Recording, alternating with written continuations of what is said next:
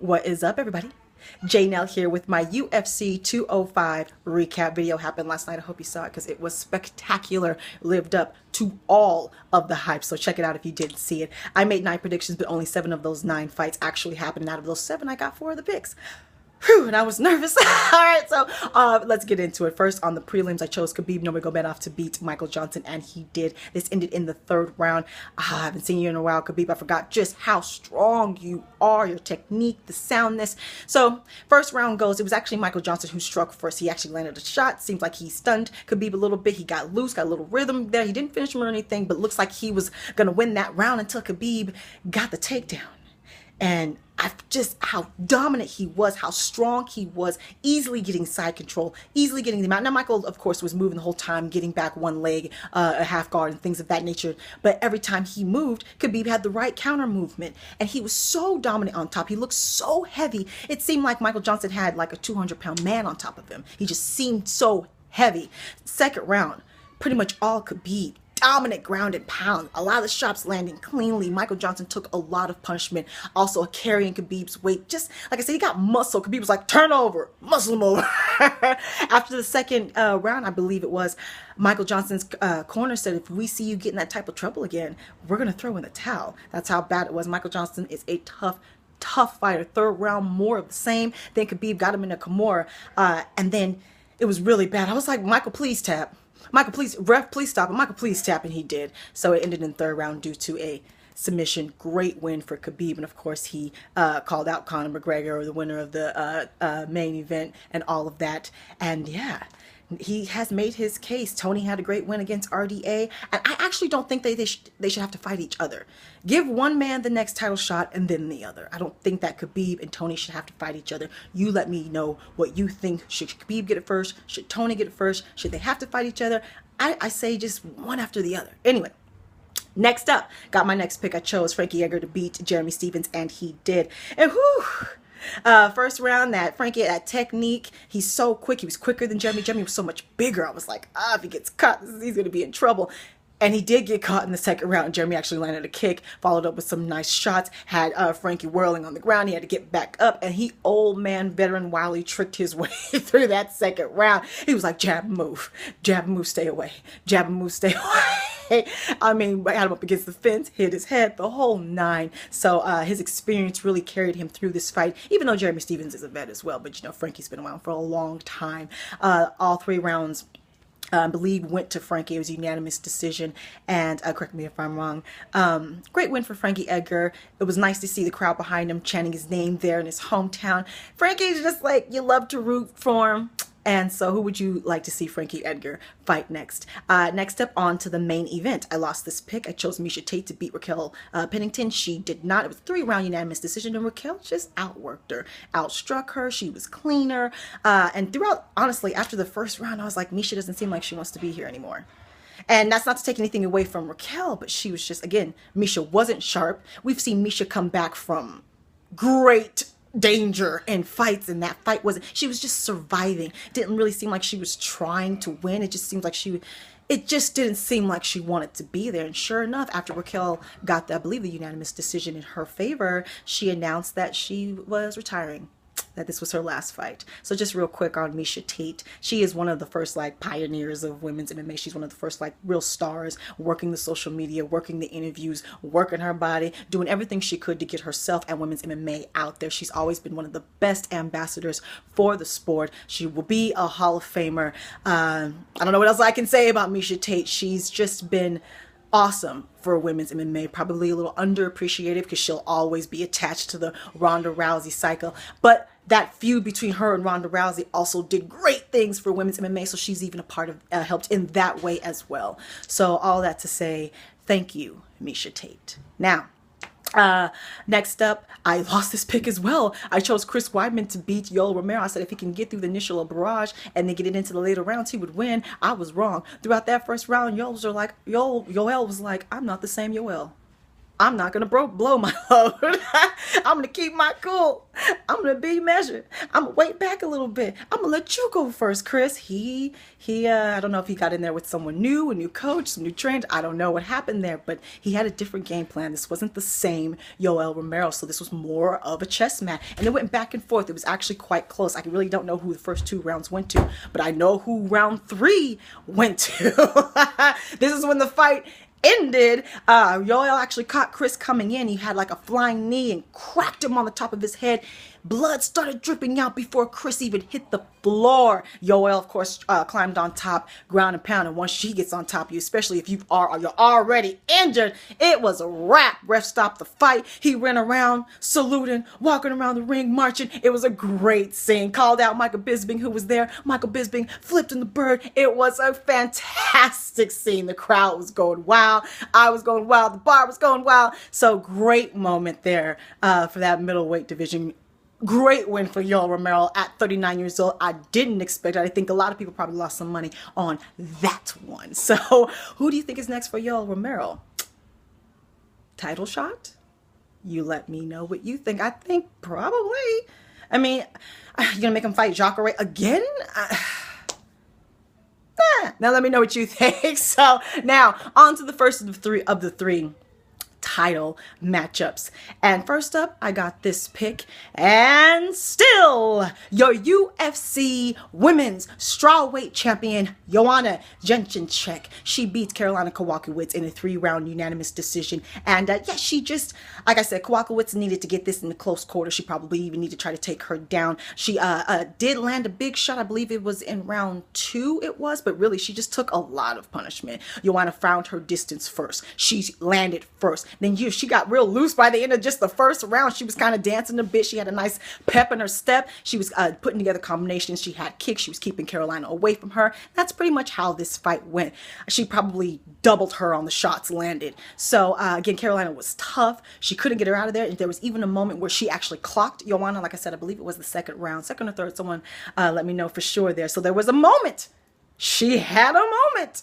But Joanna being the better. And there was a moment where she almost could take her down, but Joanna had great takedown defense. She wasn't able to get the takedown. So, still the champ. And she said, she talks about wanting to move up in weight class to the flyweight division, but that division hasn't materialized yet. So who would you like to see Joanna Jedrzejczyk take on next? Who should be the next challenger for a woman who is truly elevating the striking in all of women's MMA? She's getting better and better. So crisp, so clean, so fantastic. Now, on to the next one, the Coco main event. And I barely got this one. And still, the UFC welterweight champion, Tyron Woodley. He successfully defended his belt against Stephen Wonderboy Thompson. This went all 5 rounds, and it was nerve-wracking pretty much for every round. Stephen probably struck first. The first round, they were filling each other out. Tyron with his back up against the fence. I was like, get off the fence. It leaves you nowhere to go. It was so frustrating. Meanwhile, Stephen wasn't doing any damage, but he was throwing. He was connecting here and there. He was the one that was the most active, so you kind of had to give round 1 to him. But then round number 2 is when the first takedown actually materialized. He was able to get Stephen on the ground, put together some nice ground and pound. I believe he even tried to submit him at one point. So round number 2 went to... in my favor, went to Tyron Woodley. Now, round 3 was close. Stephen was able to avoid the takedown. He was able to get a little bit more loose. He actually found some shots. He landed on Stephen Wonderboy Thompson, or he landed on the Chosen One. However, the Chosen One, due to the advice from his corner, was like he got his back up off the cage. He gave himself some more space to move. So to me, round 3 could have went either way. I was very nervous, except then going into round number 4. Round number 4. Kind of more of the same, going back and forth. I thought that Tyron was tired because he started headhunting a little bit. And I was like, oh no, danger. Until he connected. And boy, did he connect. He knocked Wonderboy down on the ground. And then Wonderboy got back up against the fence. Clocking him up against the fence, clocking him on the ground and pound. In fact, some even argued that it probably even could have been stopped in the 3rd round. That's how much punishment that Tyron actually gave out. Both eyes busted up for Wonderboy. His nose pouring out blood, maybe even have been broken. Someone let me know. I'm so excited. I'm tripping over my words here because it was so exciting. Someone let me know any injuries there, of course, for the whole card, but here on for Wonder Boy there. So some argue that it could have even been stopped in the 4th round. We go into the 5th round. I'm like, it could be 2-2, it could be 3-1. I don't know here. And plus, you know, Wonder Boy is kind of favored in New York. So we go into round number 5 here, and I think that Tyrone gave it away. He pretty much stayed back the whole time, back up against the fence, laterally moving, didn't really do much. He was head hunting, didn't really find it, didn't knock him out. So he kind of gave away round number 5. So I'm like, I don't know if I got this. 47-47, 47-47, 47-48. And before we even got that, first Bruce Buffer came into the ring. Then he had to go back outside the octagon. Shenanigans. Then he comes in, he says 47-47, 47-47, 48-47 for the winner, Tyron Woodley. Then they say, hold up, and Tyron almost lost it. He started backing up. He was like, oh, you're not taking this belt. Dana White was like, it's okay. It's okay. It's okay. It's okay. He grabs his hand. It's okay. They changed the decision to a majority draw, so he keeps his belt. And I say, since it was 2 judges, 47-47, and the one judge that gave it 48-47 judged it in favor of Woodley, I get the pick. So, and that's what made me 4-3, because I lost this main event. Main event. And new UFC lightweight champion and also featherweight champion Conor McGregor. And I said that if he won, that I would give him the Nate Diaz treatment and I would wear my red boy shorts, which I forgot because I'm actually not doing this at my house. I'm doing it somewhere else. So I had to improvise, and I got some red shorts. I'm a woman of my word. I didn't want to got the red shorts. Now, he won. And he won in convincing fashion. Not in the first round, happened in the second round, but boy, did he win. I knew he was going to win early into this first round. The reach advantage, the 6-inch reach advantage, and Eddie just didn't seem to have the movement to be able to get around that. So I overestimated Eddie Alvarez's skill. I can admit that. And maybe I didn't underestimate Conor's power because I knew he could do that. I think I overestimated Eddie Alvarez's his movement, how much of a meat and potato fighter he actually is, kind of the straight and narrow. So I think I overestimated his movement. I can say that. So early into this fight, I knew I lost the pick. I knew Conor was going to win. Oh my goodness. He clocked him early on. It was like a flash knockdown. Eddie did a somersault, got back up. I was like, is he out? Is it over already? Then he clocked him again, got him up against the fence, ground and pound, and Eddie survived the first round. I was like, it's a matter of time. He's not going to be able to get on the inside. He's not going to be able to get a hand on Conor. The one time he did, Conor was able to successfully push him away. His movement was too much. There was a couple of good leg kicks that Eddie landed. I was like, just work that. Hang back and work those leg kicks. Take that movement away from Conor and then go for the later rounds. Play the long game. But Eddie didn't do that. I was like, with this strategy, he's gonna lose, and he did. This came, I think, early into the second round. Again, he was able to connect, get him on the ground and pound, stop the fight.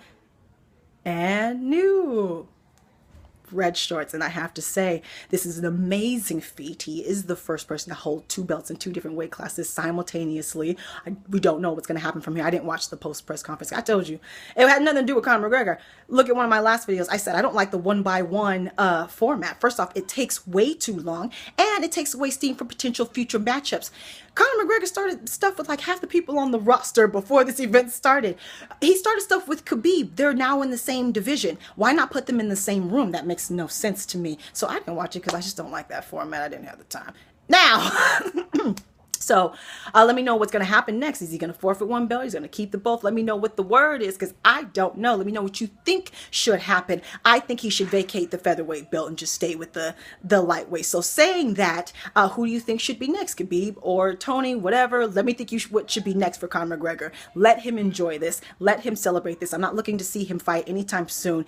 Let him wear those 2 belts around for a while. I agree with that. Afterwards, he was like, let me hold 2 of the belts for a minute. Man, I agree with that. Let him hold it with pride. Let him feel this and soak this in, because it is amazing. And I don't see it happening for anyone else, at least not anytime soon. I'm talking like maybe a decade from now, because you have to think about it. First off, this is something that Dana White said would never happen. He never said he would allow a champion to hold two belts simultaneously. So he overturned one of his rules for Conor McGregor. And then you have to, and then obviously his unique path and unique opportunities given to these two belts. And of course, he capitalized like he should. He dominantly beat Jose and Eddie Alvarez. So the opportunities were given to him, and he did his job, which is what he's supposed to do. I've never actually criticized Conor McGregor. I've always criticized the UFC, although the McGregor nuts out there, they feel like it's the same thing. So, Conor, hats off to you. Red shorts should be red panties. My bad. I'm at somebody else's house. So, red shorts off to you. Hats off to you. Please enjoy this. Walk around with your two belts for a while.